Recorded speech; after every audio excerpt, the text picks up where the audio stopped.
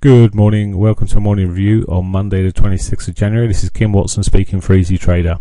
Okay, looking at euro dollar first, and as you can see through the Asian session we gapped lower and have since had a bit of a rally. Now the Greek anti-bailout party won looks like they won the election. They're still doing the final count, but whatever happens, it looks like there's a independent party that will come to the rescue and just ensure that they reach the full numbers that they need to ensure that they can be the anti-bailout party. How things roll on from here, I'm really not sure, and I think we're just going to be having to trade what we see and not what we think is going to happen. So we'll just work on that basis. There is no other real significant news out this morning. They're just checking the notes here. Nothing at all that's significant this morning, so I don't think we'll see anything beyond any fallout from the Greek situation. Now we've just got to trade what we're going to be seeing for now then, and technically, well, we could still break that. I've drawn a trend line on here. Had a little rally, we could easily break that, head back down towards these 11-12 year lows. Even the S1 area at 110.88 looks like a possibility if we start seeing the euro being sold off. So at the moment it's not looking the strongest from the daily perspective. We filled the gap over the Asian session, and there is a possible upside target of 13.33 sort of area if we can get any sort of a shift on, which is the weekly pivot there. So if it does manage to move to the upside, that's fine, but otherwise, as I say, I'm really looking at yesterday's lows for a moment. Looking ahead to the pound dollar, or looking forward to the pound dollar here.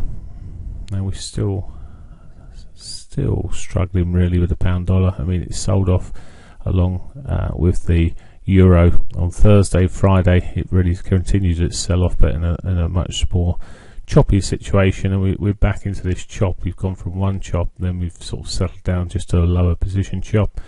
As a potential upside target there, 150. If it can get back above the 150 area, it's probably in a safer zone really, and more natural zone. But at this juncture, again, as I said, it's pretty choppy. I'm just waiting to see really if we can get beyond the 50-hour moving average. Then it will look more positive. There is the possibility of it pushing up towards that weekly pivot, which is, as I say, not too far away. We're around about the 150-52 area. So there's the possibility at the moment. Any break of the trend line here to the downside, well, I'll be looking at the bearish side. At the moment, bigger picture remains relatively bearish. We have got some news out this week for the pound, the GDP tomorrow, which may create some excitement and shape us up for the rest of the week. And of course we've got the FOMC meeting due. That's on Wednesday, so Wednesday evening. So for both the pound and the euro, if they haven't had enough turmoil at the moment, they could have some more on Wednesday. Looking ahead then, looking forward then to the dollar yen, and let's just get into the daily picture first. We've had a little bounce off its lower bands here, pushing back up again, but again it's in this sort of very range bound sort of region at the moment, which however you look at it, if you look at the dailies or the 4 hourlies, it's pretty range bound, and which makes trading it relatively difficult and risky in a sense, because it's lost direction. It's very, very choppy, so you just got to really look at the previous highs as possible targets if you get into any long positions, and then be selling into those targets, because that's what everyone else seems to be doing at the moment. At some point, hopefully, they'll be broken and we'll see a bit more of a sustained move in one direction or t'other. But for now, it's looking relatively towards the bullish side for the dollar yen. Looking in at the Aussie dollar, it's just had daily pain after daily pain, which Thursday, Friday it sold off some more. Consolidated, filled the gap this morning. We have got the weekly pivot above us at 0.80104 ish. So we have got a target in that sort of region if it was to do anything here. It's really struggling. Looking at its hourly, we've got this little tiny wedge.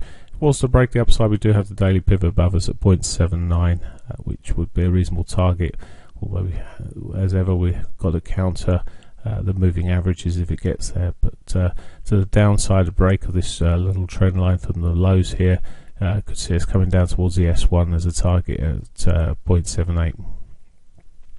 Okay, that's it for me. As I say, the most significant news this week really is out on Wednesday for most of these currencies, as the dollar seems to remain the stronger of the pairs, stronger of the currencies out there, and I think we'll get a good idea on Wednesday how things will shape up for the rest of the week. But could be a bit choppy this week in the early stages with the euro situation, particularly with Greece, the unknown about Greece here. So I think that will see how we shape up. Okay, that's it for me. Have a great week. Bye for now.